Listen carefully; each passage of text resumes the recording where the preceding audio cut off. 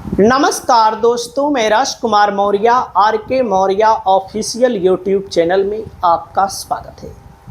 इस वीडियो में आप सभी साथियों को बताने जा रहे हैं उत्तर प्रदेश में होने वाले आगामी विधानसभा के चुनाव में कांग्रेस और समाजवादी पार्टी के गठबंधन के अंतर्गत कांग्रेस के ऐसे कौन कौन से मजबूत दावेदार हैं जिनको समाजवादी पार्टी से गठबंधन का फायदा मिल सकता है और चुनाव जीत सकते हैं। जैसा कि आप लोग एक खबर अभी देख रहे होंगे, कांग्रेस और समाजवादी पार्टी के बीच गठबंधन को लेकर के इमरान मसूद कुछ और बोल रहे हैं। कांग्रेस के बड़े बड़े नेता 200 सीटों पर लड़ने की बात कर रहे हैं। आप सभी साथी जानते हैं कांग्रेस के केवल 2 विधायक 2022 में जीते थे, तो अखिलेश यादव ने लोकसभा में गठबंधन किया, भले 2 विधायक जीते थे, रणनीति बनाई और सफलता ठीक ठाक मिली। तो इसी सफलता से विपक्षी राजनीतिक पार्टियों के लोग बौखलाते हैं और इसीलिए लोग चुनाव हारते हैं। आपस में इनका कोई दोस्तों कॉम्प्रोमाइज़ नहीं है। जब आपस में कॉम्प्रोमाइज़ नहीं करेंगे, समझौता नहीं करेंगे, तो इनका जो हाल हो रहा है अन्य प्रदेशों में वही हाल यहाँ भी हो सकता है। लेकिन देखा जाएगा। मैं आपको दावेदार बता रहा हूँ, आप लोग यहाँ पर दावेदार देखिए। दोस्तों, इनका नाम है रामनाथ सीकरवार। दोस्तों, जनता का फौजी इनको कहा जाता है। फौजी कलर का कपड़ा पहन के घूमते हैं, पहले फौज में भी रहे हैं।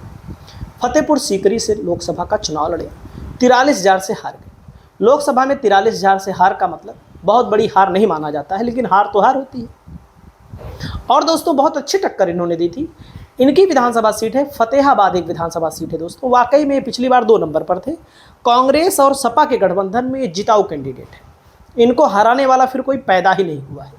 यह हकीकत मैं बता दे रहा हूँ आपको, चाहे जो आप मानिए। ओवर कॉन्फिडेंस में नहीं बोल रहा हूँ। रामनाथ सीकरवार एक अच्छे कैंडिडेट हैं और एक बेहतर कैंडिडेट हैं। तो दोस्तों, इनका नाम नंबर 1 पर आता है, मैंने रखा है। दोस्तों, अगला नंबर आता है आपके सामने, जगदीशपुर विधानसभा है अमेठी जिले में। इनका नाम है दोस्तों विजय पासी।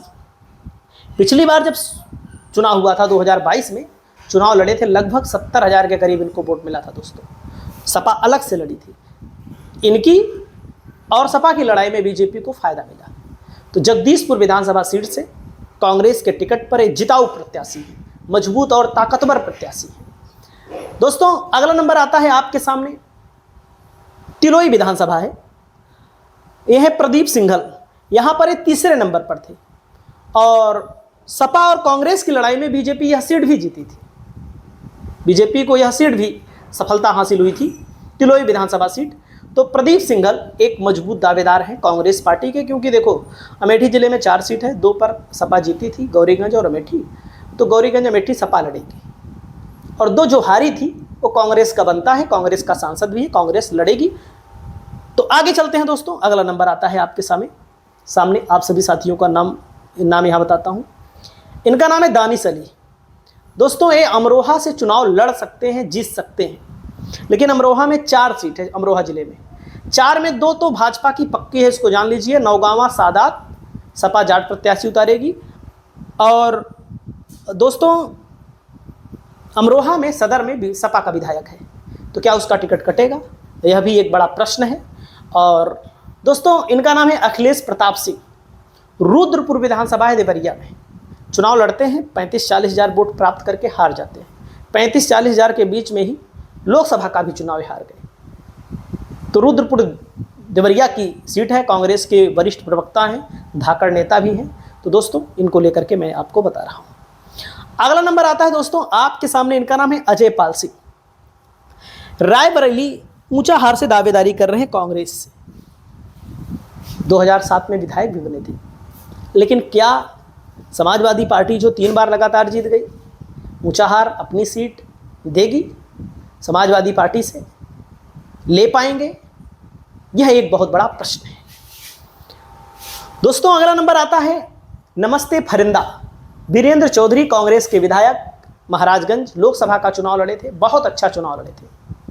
लोग बताते हैं इन्होंने तो शांति से चुनाव लड़ा, अगर जीत की उम्मीद में चुनाव लड़े होते तो चुनाव जीत भी सकते थे। इनकी सीट है, यह कांग्रेस सपा के गठबंधन में चुनाव नहीं जीते हैं, बिना गठबंधन के चुनाव जीते हैं, तो इनका नाम बनता है। दोस्तों, अगला नंबर आता है दोस्तों, इनका नाम है आराधना मिश्रा उर्फ मोना। इनके पिताजी का नाम प्रमोद तिवारी। अब आप सोचिए, इमरान मसूद बड़ी बड़ी बातें बोल रहे हैं ना, प्रमोद तिवारी क्यों नहीं बोल रहे हैं? प्रमोद तिवारी जी को पता है कि सही सही अगर गठबंधन होगा तो फ़ायदा उसको मिलेगा, और हम इतने लायक नहीं हैं। और यहाँ पर समाजवादी पार्टी कभी एक आध बार लड़ाई रही होगी प्रत्याशी, अपना प्रत्याशी सपा नहीं लड़ाती है।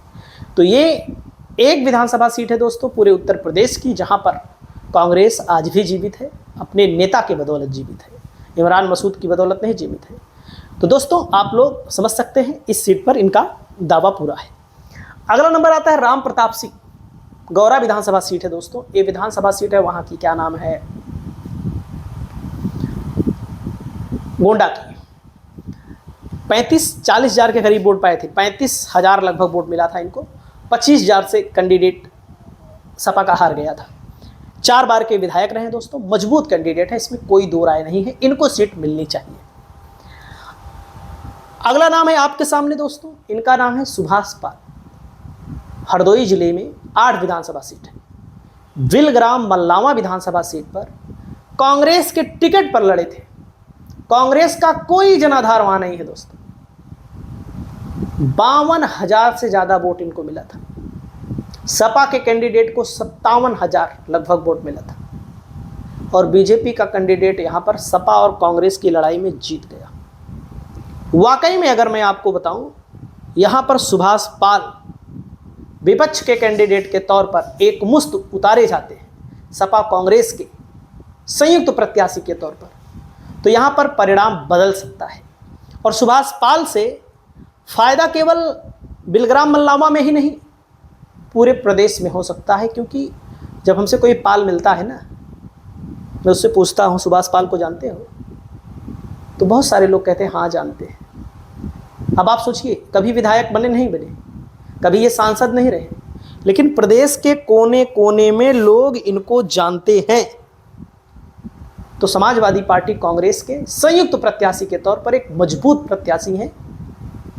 आपकी क्या राय है? आप लोग अपनी राय को बताइए दोस्तों। अगला नंबर आता है तमकुही राज विधानसभा दोस्तों।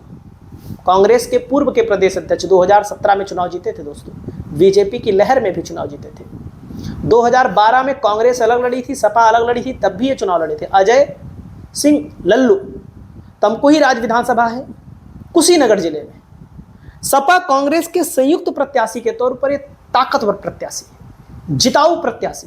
पिछली बार भी चुनाव लड़े थे, अच्छा खासा वोट पाए थे। 2022 में अलग से लड़े थे, 35-40 हज़ार वोट इनको मिला था। तो आप लोग समझिए, जिन लोगों के नाम मैं बताता हूं सब रिसर्च करने के बाद। इनका नाम है दोस्तों नीरज त्रिपाठी। नीरज त्रिपाठी जो है दोस्तों, इनकी विधानसभा है प्रतापगढ़ सदर। अगर कांग्रेस के पाले में सीट जाती है, प्रमोद तिवारी बड़े नेता हैं, एक सीट लेने की क्षमता तो रखते ही हैं। अब भविष्य बताएगा कि ले पाएंगे कि नहीं ले पाएंगे, लेकिन अगर सीट जाती है तो नीरज त्रिपाठी मजबूत कैंडिडेट है और लोकप्रिय कैंडिडेट है। हर समाज में इनकी लोकप्रियता है।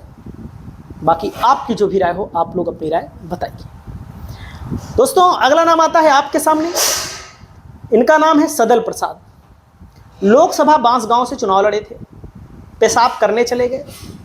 इन्होंने खुद बताया है 3,000 वोट से चुनाव हार गए। इनका आरोप है कि बीजेपी वालों ने हराया, जबरदस्ती हराया।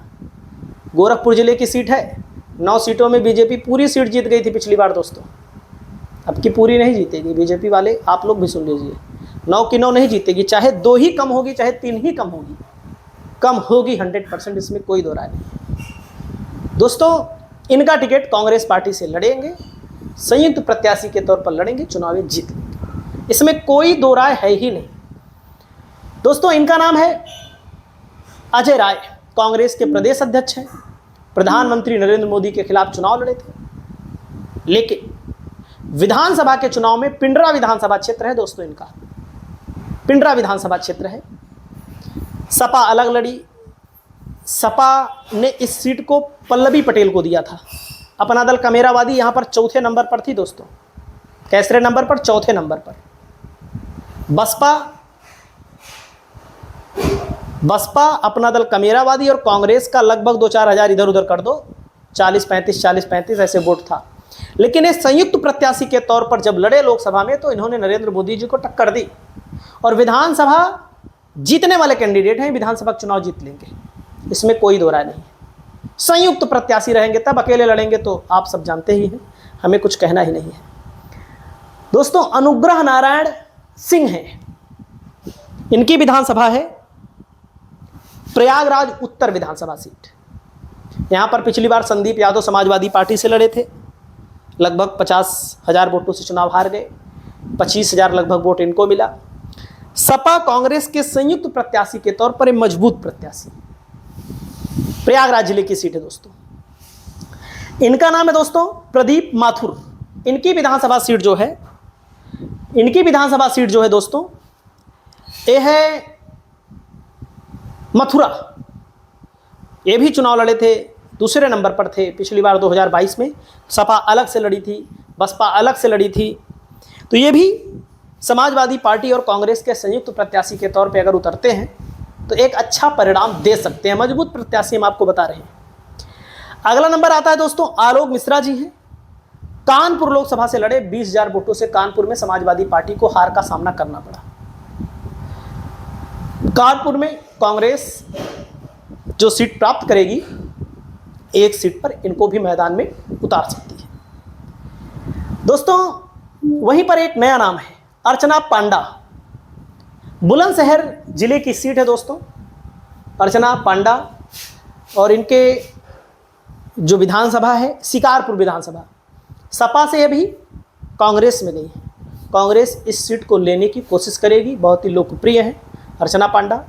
हालांकि यहाँ पर गुड्डू पंडित भी, जो इनके पति थे, हैं कि नहीं हमें नहीं पता है, क्योंकि बीच बीच में विवाद वाला मामला भी आता रहता है, वे समाजवादी पार्टी से दावेदारी कर रहे हैं।